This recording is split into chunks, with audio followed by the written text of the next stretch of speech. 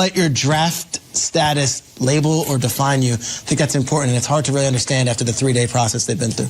I also think, though, you don't want it to define you, but I mean, look, I mean, it was Tom Brady meeting with those specific 4 individuals, and those specific 4 individuals, from a coverage standpoint, right, are going to be looked at differently than the guy that we're not talking about right now. That we weren't talking about Brock Purdy a year ago at this time at the table. I mean, I wasn't on every one of these shows, but I'm going to guess you guys didn't spend a lot of time dissecting Brock Steve Purdy. was big on Brock Steve Purdy. deep dives on everything, so that was joking. I had to be the guy. There was actually Brock Purdy week on our show, all Steve. That was it. Exactly. I mean, those guys, but that's the thing. Those guys are going to be looked at differently in terms of coverage, in terms of whether it's realistic or not, what's expected of them, fairly or unfairly. And so I think, to Gerald's point, do more, but you don't have to do it all. And, you know, we're talking about, and you know the Panthers better than anybody, Steve. I was talking about him last hour. You can learn from as soon as you step foot in the building. And that vet may not always be your favorite player that you grew up watching, who you may think is the best player on the team. You may have to Google a guy and learn a little bit more about him, because you step in the building and you see the way a guy works and the way he commands the respect of those around him. And the other thing is, run your own race. I think you come in as a rookie sometimes, you're that 7th round draft pick, and you're comparing yourself to maybe the 3rd overall pick as Gerald McCoy. You can't do what he can do. There's different levels to everybody, and like Steve just said, you have to accept your role. Your role may be a lot less than the guy that got drafted before or after you, or possibly maybe an undrafted guy who has shined early on. Accept that and run your own race. And the last part is enjoy it, man. You've dreamed about being in this moment. Take advantage of it. Seize that moment. Have a ton of fun while you're doing it, but never take it for granted. Work every day to feel as though I'm earning my spot in this building. I don't have any advice for the players as far as being a player. I would just say, from a 30,000-foot perspective, covering the game as long as they have, it's like, I've seen so many players get drafted in one spot, then another player get drafted in the other spot, and by the end of the season, it's flipped, and the guy who was a 6th round pick is starting at running back. The guy who was a 3rd round pick is not. I wouldn't let your draft status define you. So that's what you're saying, Jason. Like, everyone's different coming in, but I don't want to call out names, but I remember Elijah Mitchell and Trey Sermon were in the same draft class, and week 1 against Detroit, Trey Sermon, who was a 2nd round pick for the Niners, was inactive, and the 6th round pick, Elijah Mitchell, ran for 100 yards. Like, you can do it. I see Pacheco in the Super Bowl as a 7th round pick, going out there and carrying the load. Man, and see all these names, and they sat down with Tom Brady, and I want to be Patrick Mahomes, and I want to be. You're not making the Hall of Fame this year.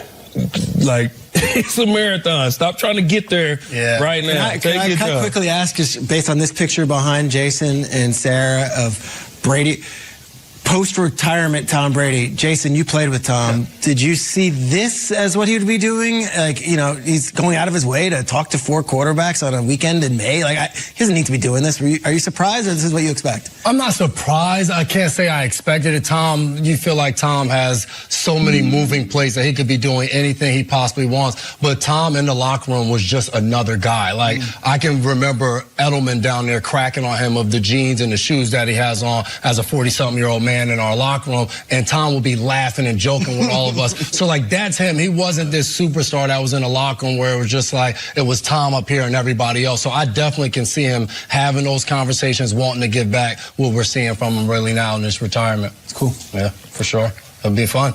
Tom. Nope, we're going with Desmond Ridder. There were multiple quarterbacks on the board at number 8 in the draft. I said, nope, sticking with Desmond Ridder. Free agency, sticking with Desmond Ridder. How's it feel to know that not only you're the quarterback and leader of the team, but that you're... that, like, you know, is throwing for 350 yards a game. You know what I mean? Like, you don't have to do it all, but I think there's a different set of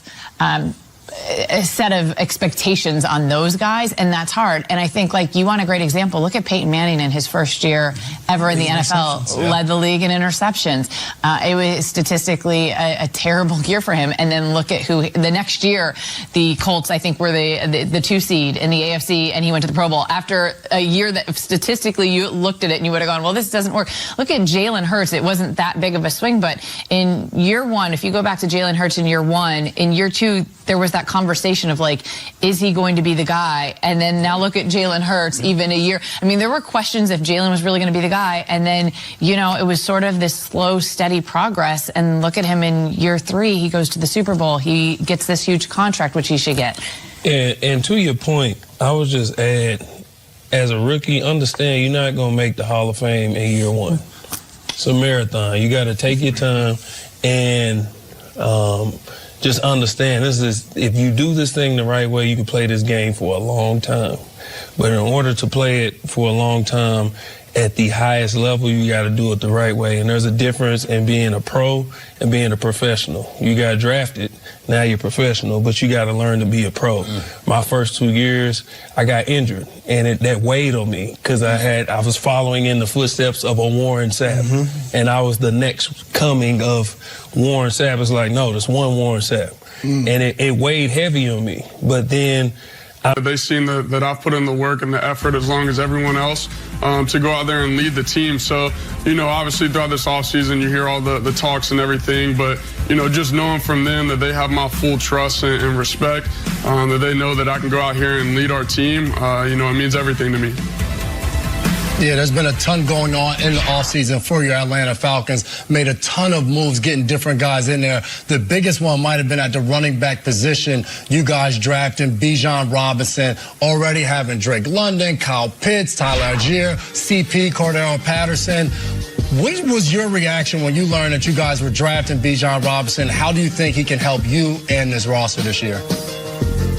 Yeah, obviously, as an offense, you look for explosive plays and get them any way you can, whether that's to Drake, whether that's to Kyle, a guy like Jonnu, Matt Collins, it doesn't matter. But then, when you can just hand the ball off and give it to a guy like Tyler Algier or Bijan or CP, I just knew that, this offense has something to be explosive. We're able to go out there and, whether it's in the run game, pass game, play action, doesn't matter. We think that we're going to be pretty explosive. Desmond, I want to go back to the way that Peter introduced you when he brought up that stat that you've never lost at home in college or in the NFL as a starting quarterback, because all the guys on the desk when Peter said that, they all went, it's an unusual and surprising stat. 2-0 last year at home with the Falcons, 26-0 in games played at Cincinnati in college. That's insane. When you hear that saying, well, 17 running backs were taken before him. No, that's specific to the running back position, but I wouldn't let that one day or that one weekend define you. And I think that's what Brady said to Will Levis there.